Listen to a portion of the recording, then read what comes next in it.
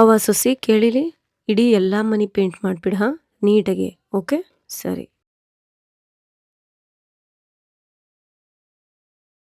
ಶಿಟ್ ನಂದೆಲ್ಲ ಸಾಮಾನು ಹಿಂಗೆ ಇಟ್ಟೀನಿ. ಈಗ ಕೆಲಸ ಹೆಂಗ್ ಮಾಡ್ಲಿ? ಫಸ್ಟ್ ಎಲ್ಲ ತೆಗೆದಿಟ್ಬಿಡ್ತೀನಿ ನೀಟಾಗೆ. ಫುಲ್ ಮಸ್ತಾಗಿ ಹಶು ಆಗ್ಬಿಟ್ಟೈತಿ ಏನಾದ್ರು ತಿನ್ನೋಣ. ಏನೂ ಇಲ್ಲ ಖಾಲಿ ಆಗೈತಿ.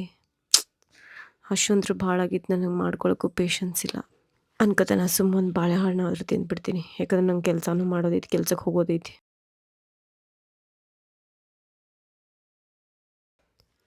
Yes sir, yes sir.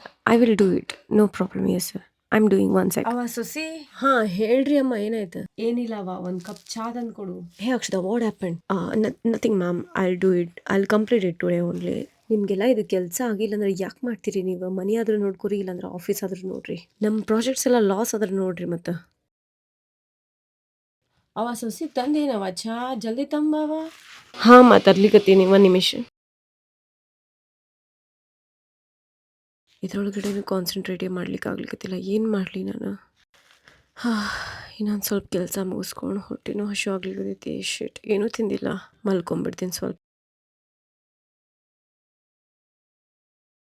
ಅಯ್ಯೋ ನಾಳೆ ಮಾರ್ನಿಂಗ್ ದೋಸೆ ಮಾಡೋದಿತ್ತು. ನೆನೆಸಿಡು ಅಂತಂದಿದ್ರು. ನಾನು ನೆನೆಸೇ ಇಲ್ಲ. ಛೇ ಏನು ಮಾಡಲಿ? ಸರಿ ನೆನೆಸಾದ್ರೂ ಇಡೋಣ.